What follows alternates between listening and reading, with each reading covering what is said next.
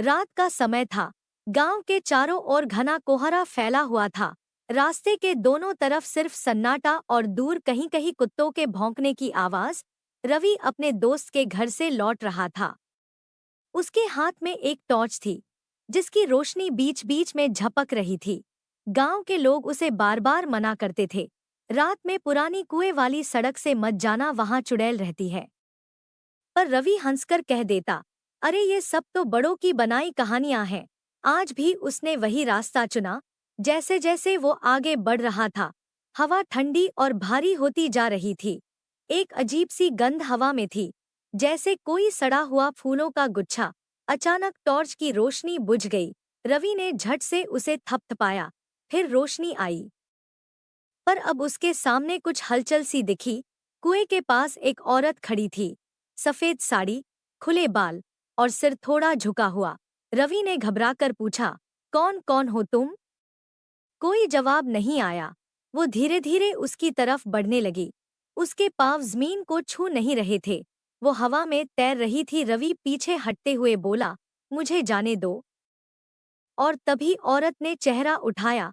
उसकी आंखें पूरी लाल थी, जैसे जलते अंगारे, और उसका मुंह कानों तक फटा हुआ। वो चीखी, कुएं का पानी वापस कर दे। रवि का दिल तेजी से धड़कने लगा।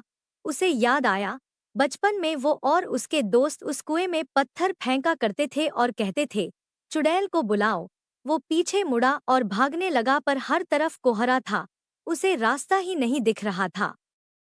पीछे से वही आवाज बार बार गूंज रही थी, पानी वापस कर दे, पानी वापस कर दे।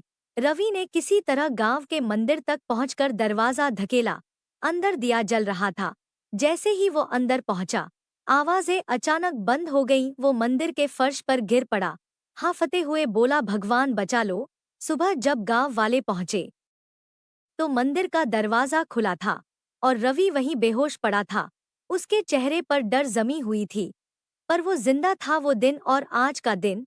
रवि फिर कभी रात में बाहर नहीं निकला, और जब भी कोहरा छाता है, लोग कहते हैं, कुएं के पास से एक औरत की सिसकियां अब भी आती हैं।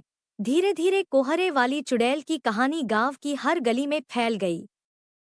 कोई मानता है कि वो एक औरत थी जो सालों पहले कुएं में गिर गई थी। कोई कहता है वो बस एक आत्मा है जो अपने साथ किया गया अपमान नहीं भूली। अगर आपको डर लग रहा है तो समझो चुड़ैल पास ही है।